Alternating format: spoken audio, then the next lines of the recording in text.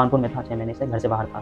तो पापा बोले थे कि मैं नीट एग्ज़ाम दिलवाने मैं ही आऊँगा और नीट देने टाइम रेड बुल पी के जाएँगे और आज ये सिलेक्ट हो जाएगा, आप मिठाई लेके आइएगा और सर कोई बात नहीं, अगले साल तुम्हारा ज़रूर हो जाएगा, 1 साल और तैयारी कर लेना। मेरा माइंड सेट स्टेबल था कि हाँ, टाइम ज़्यादा भी लग सकता है कि तुम आज घबरा ज़्यादा रहे थे, फिर भी मैं आप ना मेरे लिए बहुत लकी हो, मुझे नहीं पता और मेरे 700 बन रहे हैं। तो hello everyone, my self Avinash Kumar, A first year MBBS student from AIIMS Gorakhpur.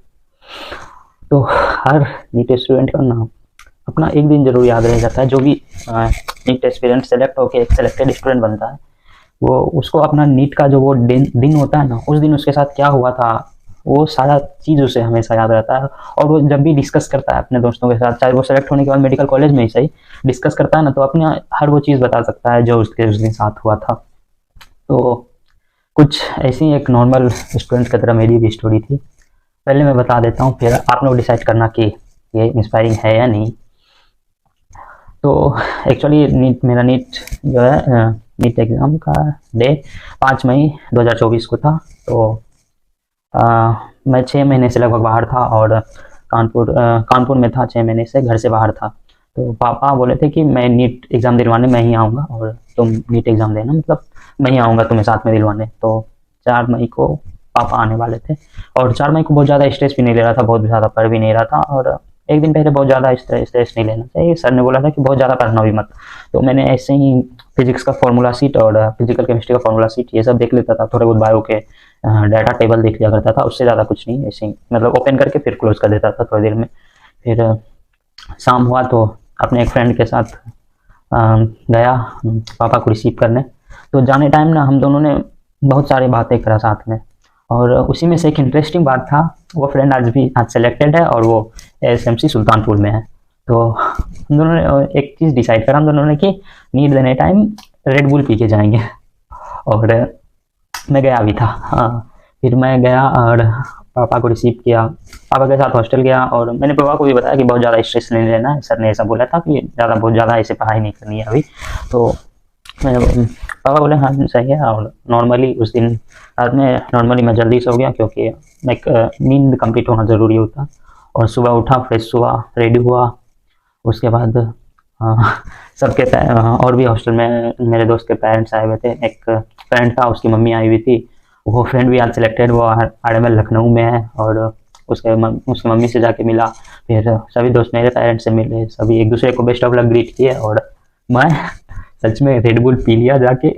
मेरे मतलब जहाँ जिस हॉस्टल में रहता था नीचे ही शॉप थी, तो जाके एक रेड बुल खरीद के पी लिया और एग्ज़ाम के लिए निकल गया। और सच जैसे मम्मी बोली थी कि दही खा लेना, तो मैंने दही खरीद के खा ली और घर वहाँ के एग्ज़ाम सेंटर के लिए निकल गया। लगभग 9 बजे ही पहुँच गया था और उसमें एंट्री थी नहीं स्कूल के अंदर। तो स्कूल के रोड के दूसरे साइड बैठने के लिए बना हुआ था, तो वहाँ जाके पापा के साथ बैठ गया। सभी स्टूडेंट ऐसे ही बैठ रहे थे, तो मैं भी बैठ गया। और मतलब उस समय थोड़ी बच्चों से हरकतें कर रहा था। मैं बोला पापा मुझे टहलने का मन है, तो मैं टहल रहा था, मतलब थोड़ी वॉक कर रहा था इधर उधर और एक नॉर्मल बात कर रहा था।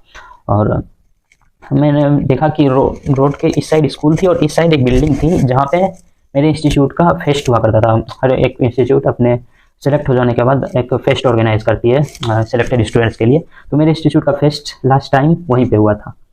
तो और फेस्ट में मैं गया था, तो मैंने पापा को बताया फेस्ट यहीं हुआ था पापा। तो पापा ने बोला कि जाओ फिर इस साइड एग्ज़ाम दो और सेलेक्ट होके उस साइड चले जाओ, मतलब सेलिब्रेट करने चले जाना जब भी होगा फेस्ट तुम्हारा। और इस साल भी फेस्ट उसी बिल्डिंग में, शताब्दी भवन नाम है, तो उसी में हुआ था। तो और मैंने उस समय फिर थोड़ी देर बाद मम्मी से बात करा, मम्मी ने भी बेस्ट ऑफ लक सब ट्रीट कर दिया। फिर थोड़ी देर बाद मैंने देखा कि एक वाइट कलर की मर्सिडीज़ आ रही थी और वो मेरे मुझे लगा कि ये मेरे कोचिंग के सर की है, जो फाउंडर सर हैं उनकी है। तो मैं सोचा कि जब मैंने ड्राइवर को देखा तो मैं फिक्स हो गया। मुझे लगा बच्चों से मिलने आएंगे, तो मैं पापा को बोला चलो पापा मिलते हैं।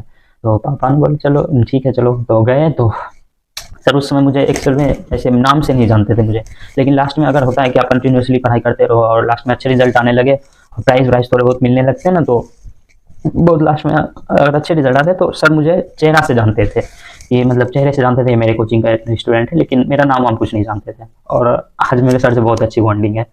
और तो सर से मिला और सर से मिलवाया पापा को, तो सर ने बोला तुम भी यहीं हो। फिर बोला कि पापा को कि ये सेलेक्ट हो जाएगा, आप मिठाई लेके आइएगा, आज ये सिलेक्ट हो जाएगा, आप मिठाई लेके आइएगा। और सर ये बोल के सर को जल्दी में जाना था दूसरे इंस्टीट्यूट। सर तो नहीं जानते थे, लेकिन सर के साथ एक भैया आए थे जो हमेशा सर के साथ रहते हैं, वो मुझे अच्छे से जानते थे और उनसे मिला। फिर सर को जल्दबाजी में जाना था तो मैं अमन भैया जो थे उनसे मिला, और सर के ड्राइवर जो मुझे वो भी मुझे जानते थे, उनसे मिला। फिर वो सर जल्दीबाजी में चले गए। फिर उसके बाद टाइम हुआ तो मुझे एंट्री मिली और लगभग 11 बजे एंट्री मिली, लेकिन 1 घंटे हमें असेंबली हॉल में बिठाया गया। वहाँ भी एक लड़का मिला, वो भी सेलेक्ट हो चुका था, बाद में उसका भी मैसेज आया था हमको। उसने बोला कि हम आपके बगल में एक टेस्ट में बैठे थे एक बार, लेकिन मैं उसे जानता नहीं था, लेकिन वो मुझे अच्छे से जान रहा था थोड़ा बहुत कि। फिर टाइम हुआ और 12 बजे हम लोग को अपने अपने क्लासेस में एंट्री मिल गई, तो हम अपने क्लास में चले गए। तो अच्छा खासा टाइम था, 2 घंटे थे अभी एग्ज़ाम स्टार्ट होने में।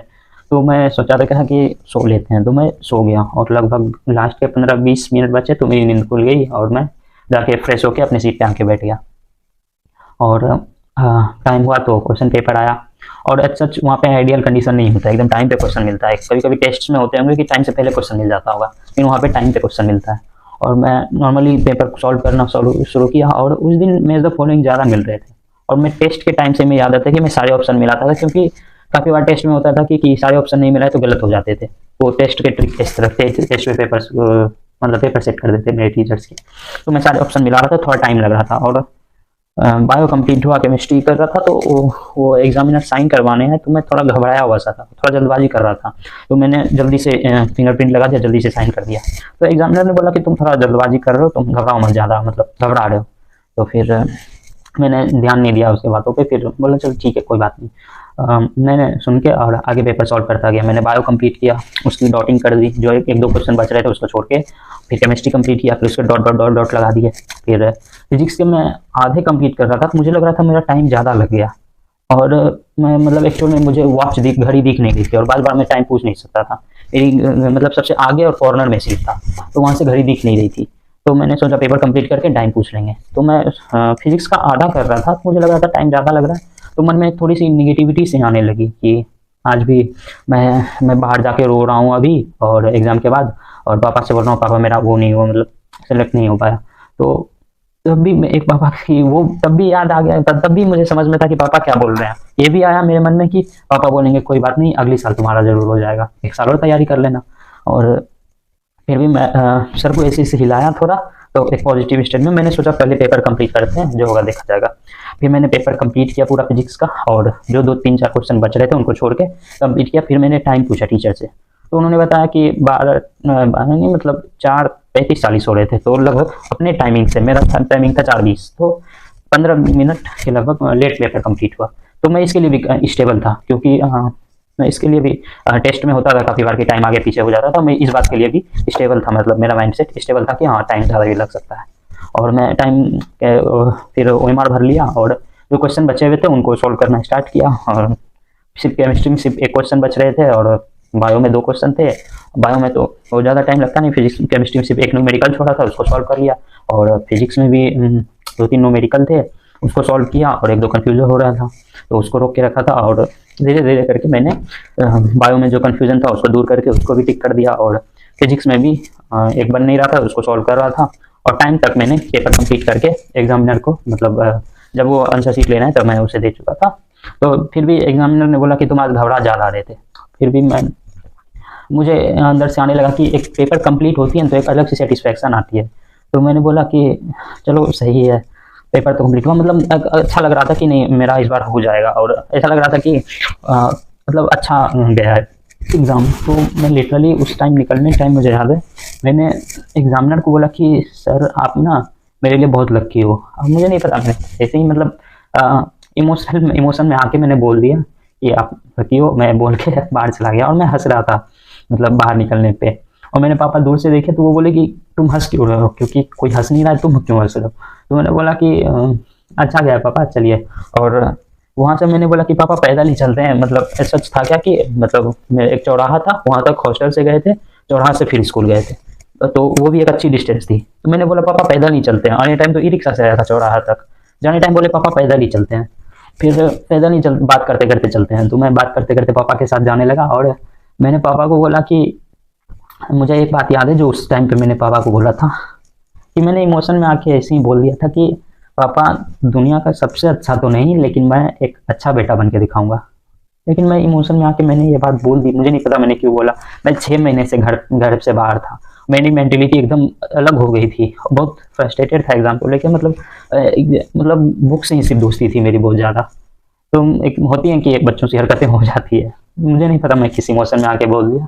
आई एक्सेप्ट कि हाँ, उस टाइम के लिए मैं लगभग वहाँ से 2 महीने, घर में आके 1 महीने लगा मुझे रिकवर होने में। मेरी मेंटल स्टेट एकदम नॉर्मल हुई। फिर मैं पापा के साथ रूम चला गया और धीरे धीरे आंसर शीट्स आए तो मैंने मिलाना स्टार्ट किया। तो मुझे याद है मैंने मिलाया तो पहले बायो मिलाया, फिर फिजिक्स मिला रहा था।